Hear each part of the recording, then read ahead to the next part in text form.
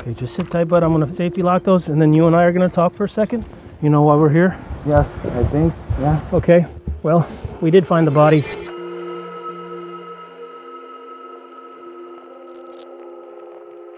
This is Peter and Elvira Almen, a married couple last seen in this CCTV footage walking back to their home before they disappeared. 24 hours later, the same couple were found, beaten, dead, and hidden inside a U-Haul truck.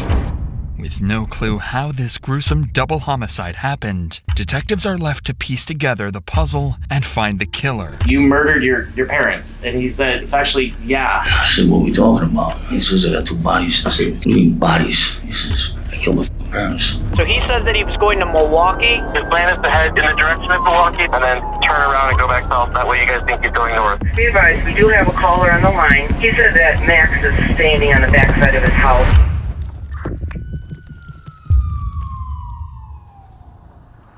This was the home of 64-year-old Peter Almen, his 56-year-old wife Elvira, and their 37-year-old son, Maxim.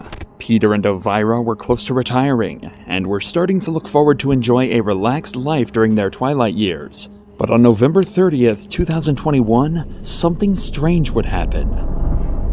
Peter wouldn't show up for work.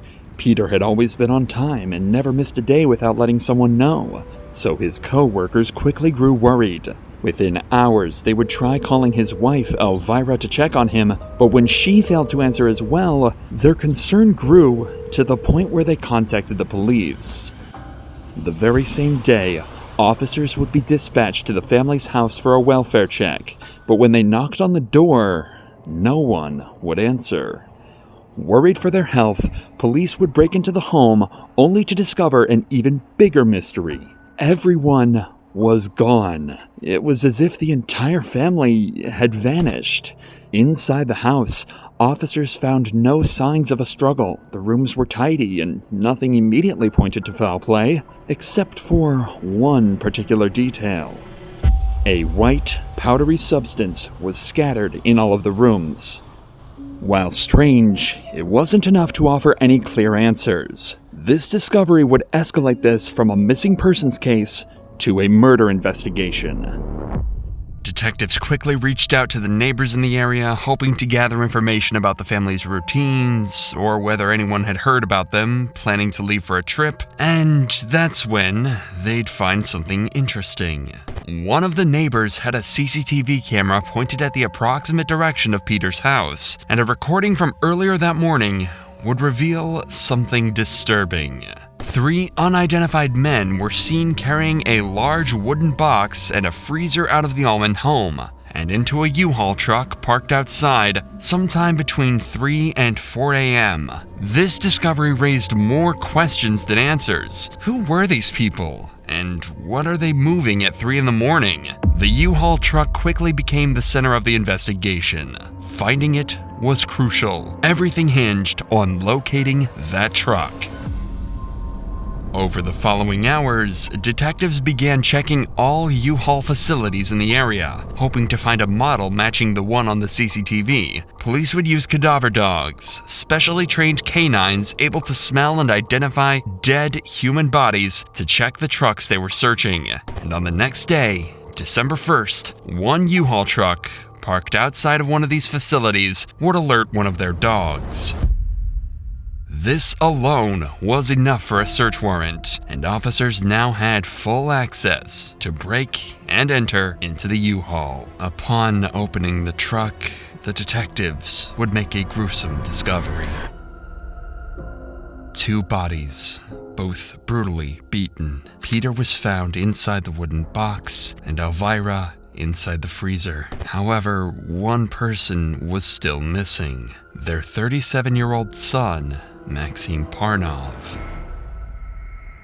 With 2 dead parents, their son missing, and an empty house, all officers could do was ask neighbors who might have interacted with Peter or Elvira in their final days. And after getting contacted by one of the neighbors over the phone, they'd get a lead that would blow the case wide open.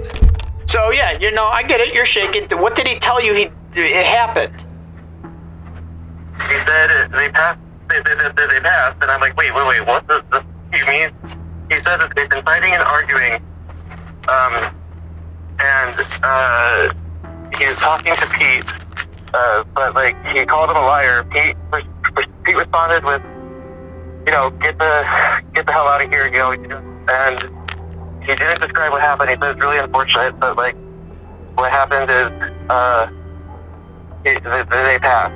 He didn't give me any of the details about what happened. Something about a fire extinguisher, I think, but I didn't really understand him much.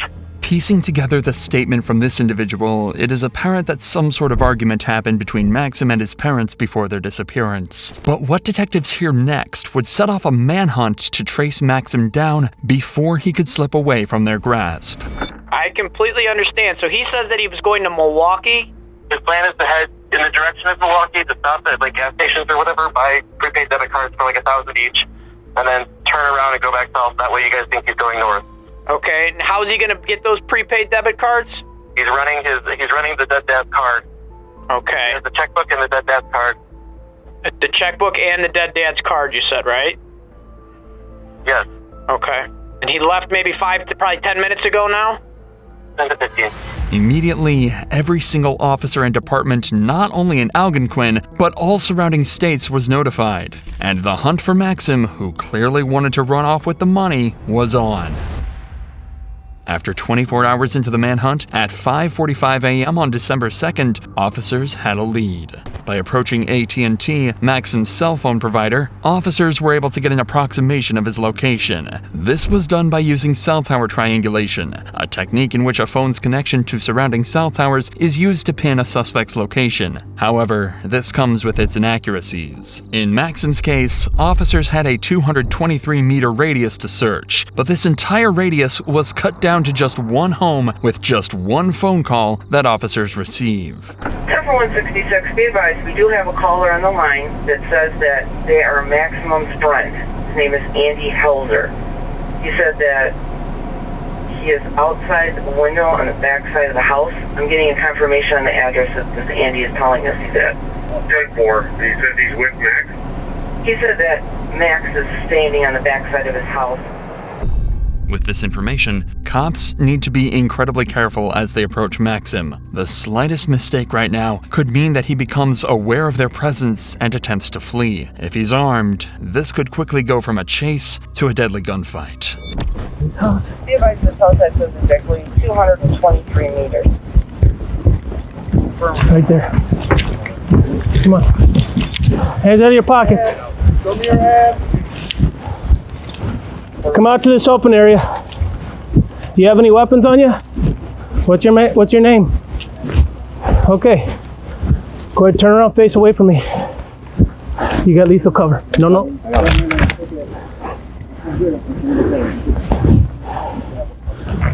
90-degree offset. Right there. Go ahead and put your hands behind your back. Go ahead, relax. Nothing's gonna happen to you if you don't do anything to me. I know. I'm not gonna do anything. I'm not. Max would refuse to say anything, so they take him to the station. Unfortunately, this meant that there were still too many unanswered questions after his arrest. Officers do not know what happened that led to Elvira and Peter's murder, and most importantly, why he would ever want to kill his own parents. But this didn't mean an end to the leads that police could gather, because soon enough, anonymous witnesses came out on their own accord in order to tell their sides of the story. The first witness was one of Maxim's neighbors, who claimed to have an audio recording of Maxim from November 29th, just a day before Peter and Elvira's disappearance.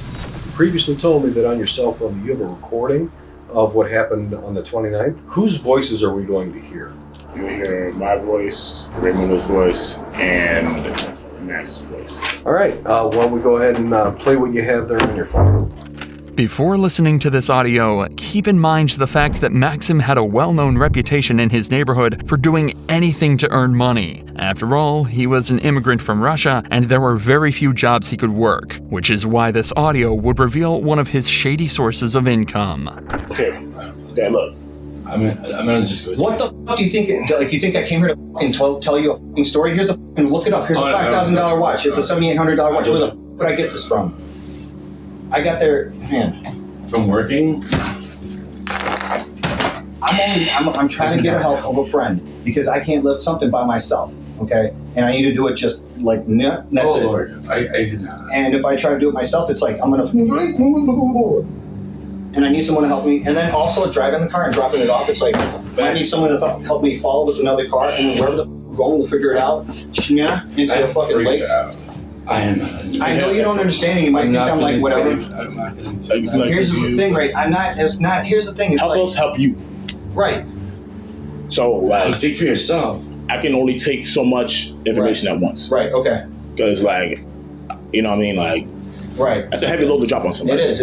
You got to process. Heavy load. Yep. Heavy load. It is. As far as, I'll give you both the watches. I don't. That's $1,200. That's $12,000.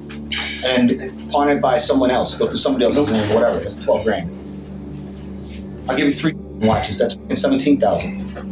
Throughout the course of the officer's investigation, it was never clarified where Maxim got his hands on expensive watches like the 3 he mentions here. Even the men he is trying to sell to sound suspicious of where exactly these were obtained from and don't budge easily. This is why Maxim becomes increasingly aggressive. In fact, his cathartic behavior only takes a turn for the worse from here on out as he begins to randomly talk about his mother, Elvira.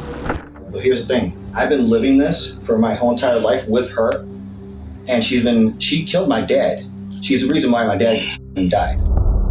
Although Elvira was Maxim's biological mom, Peter was his stepdad. Maxim's real father committed suicide early on in Max's life, something that he is clearly blaming his mother for. Not for the first time, and certainly not for the last. And then dropping me on the head when I was a baby, she did that on purpose. Poisoning my dog, she did that on purpose. Nonchalantly with fucking emotion, like when I try to apologize and try to love her, and she like threatens to fucking call the cops on me, which would initially like get me sent off to jail for years and years and possibly deported, and I told her that, like, no remorse, just like, and it's like, why are you fucking with me? I'm trying to do good. Like, I know I smoke or whatever, but it's like, no, dude, like, I just got this new job and shit that I've been, like, I'm gonna be the ex-golf fucking bar manager going up to be general manager. And they've been doing this to me like, oh, we'll help you out. No, I don't have any money. And blame me and shit like, you mother, like, you fucking piece of shit, you're 36 years old, and it's like, dude, I've been fucking dealing with health and mental issues, and I've like just got on medications, new ones, and it's like all this is like coming to a new life, and it's like, and they this just culminated to that. And here's the thing, I'm being God honest, I'm not trying to spin this, like I'm out there telling the truth. Piecing together Maxim's mental breakdown, officers were able to get a rough understanding of his situation. Maxim was a man going through a midlife crisis because of financial issues. To make things worse, he held extreme suspicions against his parents, constantly believing that they had it out for him and his dogs. This was only fueled by their refusal to give him money whenever he needed it. But this only scratched the surface of the true severity of the issues he was facing. It would only be after an interview with Rebecca, one of Elvira's friends, that officers realized that Maxim was far more mentally disturbed than they imagined. When did you first meet Maxim? I met Max, I don't think I actually met him last year. He would come and go during COVID. Yeah, I don't think you ever actually His mom would drive and go pick him up where he lived, somewhere in a north suburb of Chicago. She would go and pick him up, and he'd spend Sundays here sometimes at their house in the yard. He has 2 pit bull dogs, so we would always see him out with his pit bull dogs. About the dogs. He would say that his mom, but that they were just always kind of getting on him about, needing to figure out what he was going to do in his life because he's 36 years old, and he would tell him, well, he's in between jobs, he's trying to figure it out. He would talk a lot about I think he's been on medication recently for anxiety. We really connected with things with anxiety, and I don't think he had PTSD, but he never really told me his diagnosis, but he felt like the whole time he's lived here, he was like in a fog, never really. He said he would stay up all night long, he didn't sleep, and then he'd sleep during the day sometimes, and that really bothered his mom, he said. That he didn't seem to be doing anything, and he just kept saying, well, he kept trying to explain to them he was in between jobs and trying to figure out what he wanted to do. He said he was bullied a lot as a kid. I know that was a conversation we had recently, that he was picked on a lot in school. Did he say what for? Okay. He did not. He's talking about, he always wanted to help kids that went through things that he felt like he could connect with. Officers now slowly begin to understand the motives behind Maxim's actions. A traumatized child who is at odds with his mother for the side of his biological father and barely accepting of his stepfather, Peter. To make things worse, he was broke, and when he felt like he needed his parents the most, they weren't there for him. But there is only one question that officers are left with in this entire case, and the one that is the most important. What happened on November 30th? What could have been so severe that it triggered Maxim to commit a double homicide? One of his own parents at that. There must have been some kind of catalyst that pushed Maxim to the absolute brink. And the only one who could answer this question was one of Maxim's friends, who would now provide the most crucial testimony in this entire case. The reason why we're here is you got in contact with one of my supervisors, Sergeant Cooney, last night. And that was in reference to a conversation that you had had with someone. Can you kind of take me back and tell me what that was all about?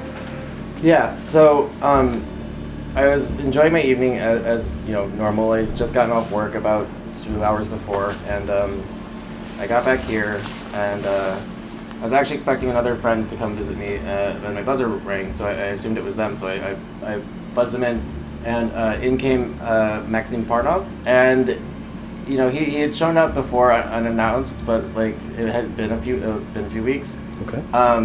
So he came by, and he seemed, I was like, hi, how are you? Like, what brings you here? And he's like, yeah, hey, I think I need a place to stay. Do you know anyone that like could needs a roommate?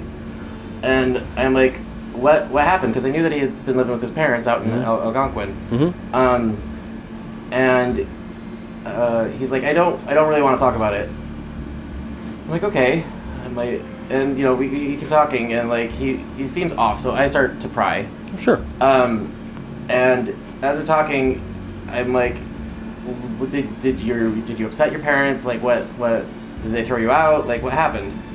And he's talking about how they were starting to have strained relations, and he didn't want to get into too much detail about it. Eventually, he mentions the fact that was like, he claimed that his mom was poisoning his dogs. Okay. Which I was like, that's bizarre. Like, I've never heard of anyone moving out because of that, but okay. This statement is consistent with the one he made when trying to sell the watches. He firmly believed that Elvira wanted to kill his dogs after robbing him of his father. And then he starts talking about how him and his stepdad got into it. He said that his stepdad doesn't always tell him things that are 100% true. His stepdad blew up, said like, you know, why are you calling me a liar in my own home?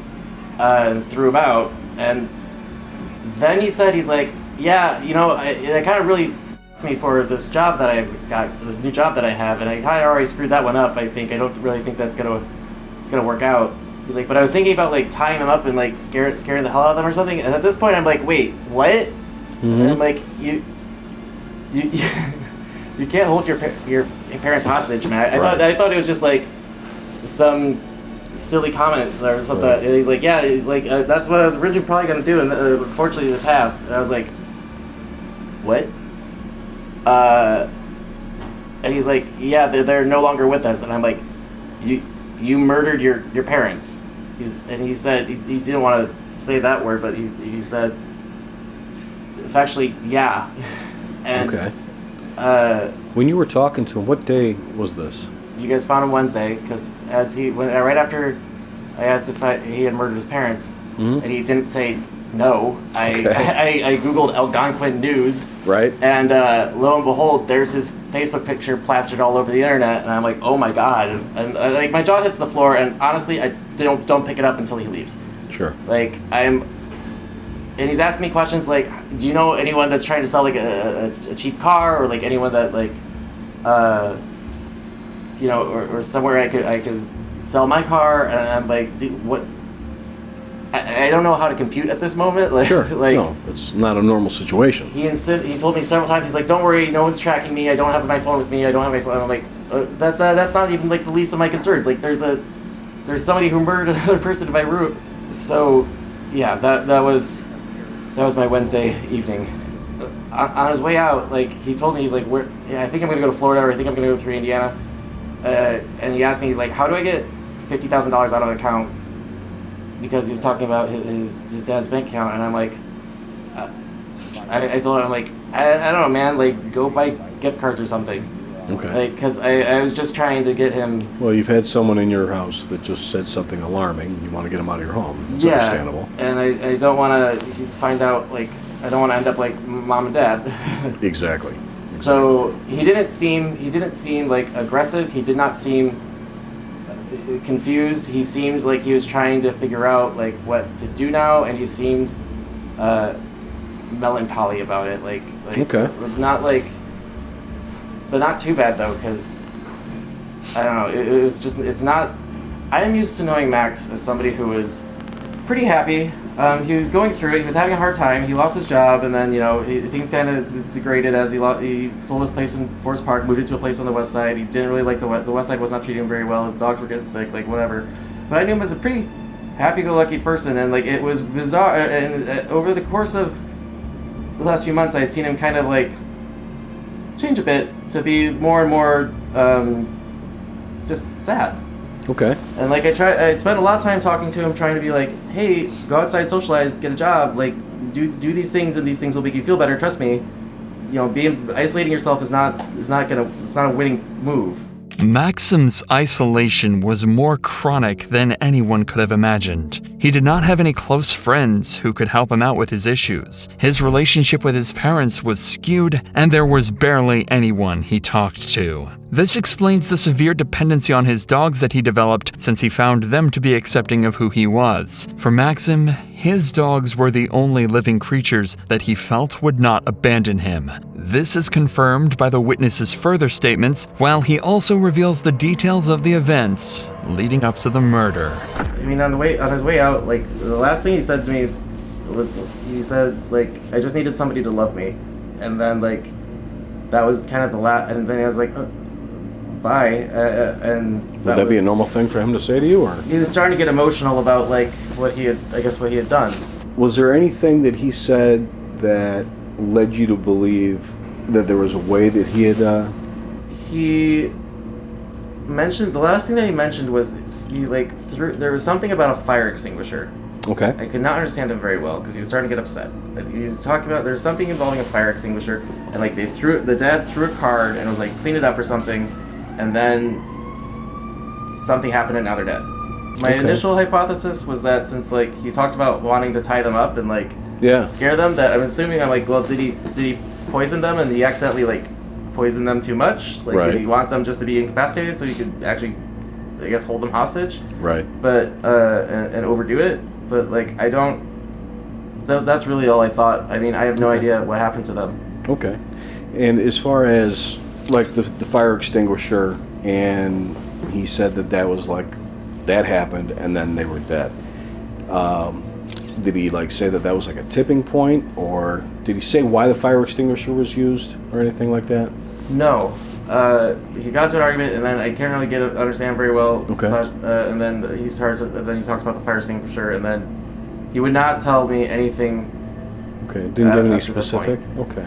Although officers do not know the exact details of the argument, this is still a large breakthrough. An autopsy report of the bodies confirmed that the two died not because of poisoning, but due to blunt force trauma from a solid object. It is highly likely that the fire extinguisher that the witness mentioned was the weapon, as this was also consistent with the white powder that the officers found lying around the house. It was after this that he panicked and called in the landscapers to help him dispose of the bodies. Police began to fear that they could have been accomplices in the crime, and soon enough, one of them was brought in for an interview. This is Detective Taylor. Today's date is December 3rd. Time is approximately 5:26 p.m. Okay, so I wanted to start. So the reason I wanted to talk to you was about you guys helping load up a U-Haul vehicle. Okay. Yes, Can you kind of tell me, kind of start from the beginning, how that came about? Okay. I was taking a check for one of my clients or customer. I have the customer for years. His name is Ben. I can't remember the last name. But he lives over there in, where's that? Fox River. Fox River? Okay. Right there. So I go in, I go knock the door, and his wife answered the door, and she said that he was sick, and she gets him from the basement, and he make me a check that he owed me for some work that I did for him, in the house in Elgin. So by the time I come out, it was a guy talking to what's his name, Cesar, but he doesn't speak English. So he comes to me and he said, oh, I'm going to move some stuff out of my house and in my basement. And I said, okay, yeah. I say I can help you because I just get an operation done. I say, and I'm not strong. I'm not supposed to leave anything. He goes, well, get somebody, get 4 guys, I pay extra. I said, okay. From what police know, Maxim hired a total of 3 landscapers to help him move what seemed like normal furniture into the truck. Unbeknownst to these innocent men, they were covering up the corpses of a double homicide. And I go, what the hell you got there? I say, oh, I got some meat. There, so I had to move it. I said, okay. I got to take it to the storage. I said, okay. He goes, just this, and there was a couch, a black couch, like a leather couch or something, black. So he moved too. He said, I got to move just a little bit here, a little bit upstairs. I said, okay. So he has like a, ¿cómo se dice? Gabinete, o sea, el cajonero. Cabinet? Yeah. You said there was a cabinet? So, it's a dresser. A dresser? Yeah. Así grandote, it looks like a... Yeah, he said it was a big, some kind of a big dresser. And he was... Es un... Sí. ¿Donde se ponen los platos o la ropa? La ropa. It's a big dresser. Okay. So it was kind of old one, old-fashioned. Yeah, he said it was very kind of between brown and gray. Okay.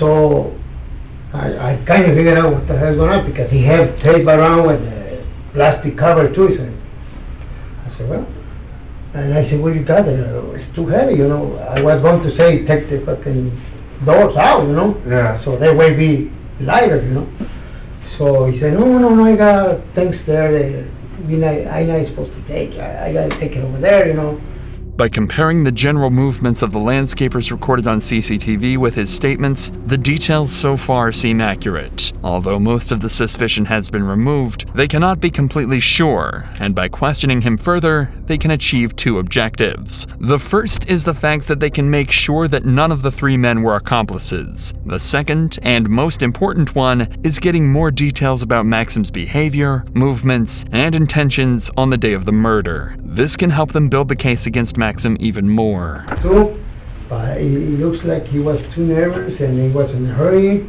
to things, and I kind of said, what's going on, So I said, well, we have him to push the thing with one little thing with wheels and just put he throw it in the truck. And I said, are you going to need any help to get it down to the storage or what? He goes, no, I call you later if you need help. I said, okay, fine. And he took a couple, like 4 or 5 chairs, like for table chairs. Como de un comedor. Yeah, So from a dining room, like 4 chairs from a dining room. So, and one it was broke. So the only thing I carry outside is the brake chair with a little piece, and because I can lift the stuff. So, but it looks like he was in a hurry when he had the truck in the back. I said, I gotta bring the truck, but he parked kind of far away. And it was like a little sidewalk goes towards the house. I said, why you don't bring the truck over here? So, over here, to be closer, No, it's fine. So he leave the truck kind of far away. I don't know why. I see things that was not kind of right, Okay. With the landscaper in the clear, there was one last aspect of this case that officers had to look into. Right after moving the bodies, Maxim began approaching multiple people in hopes that they would help him. However, he faced rejection after rejection from everyone. One of these individuals that Maxim was closely involved with was an ex-gang member. He says, this is Max. I said, oh, okay, what's up, man? How you doing? And he says, I don't know, not too good, this and that. I've been on the road all day and stuff, man. Are you at home? I said, yeah, I'm at home. And he says, You think I could pop by? Like, I'm literally like in the neighborhood. I got my dogs with me. Anyway, so he comes up and that's kind of what he said. It's just like, he goes, I got 2 bodies. You said he didn't say his parents. He says, I got 2 bodies. Okay. So he's got 2 bodies. He says, I got 2 bodies. I said, what do you mean bodies? He says, oh, I killed my parents. You gotta help me, man. My hand's all f***ed up. I beat him to death.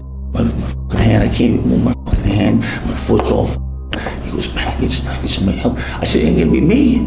I don't even know if he's telling the truth. I know something happened with him because he looks all disoriented, you know? Explain that to me. Like, I don't know. Like if you were to paint a picture. Let's say you loved your brother or sister, that was your best friend just died in front of you, disoriented. Okay. Yeah, he looked pretty fucked up, you know? Was he crying or was he? No, yeah, it looked like he'd been going through some, like he might have been crying. All of the pieces finally began fitting into place. On November 30th, an argument happened between Maxim and his parents that stemmed from Maxim's financial situation. Peter was likely fed up with him not being able to earn and wanted to kick him out. The argument worsened, and years of pent-up trauma for Maxim exploded as he felt the only pillar of support in his life collapse. In a moment of rage, he grabbed the closest object he could find, a fire extinguisher, and began swinging at Elvira and Peter, bashing their heads. This was Maxim's sweet release. He finally got rid of his mother, who he blamed for several things: his father's death, poisoning the dogs, and never being there for him. As for Peter, Maxim likely never even accepted him in the first place. Almost immediately afterward, he fled, trying to get help from anyone he could, believing that any acquaintances of his could help. But he was abandoned, just like he abandoned his own parents and tried to flee the state. All that mattered to him was that his biggest source of misery was gone. This is the reason he was nonchalant and didn't even care when officers arrested him. Maxim went on to plead guilty in the murder of his stepfather as part of a plea deal. In return, the charges related to his mother's murder were dropped. This allowed him to avoid a life sentence without parole, and he instead received 50 years in prison.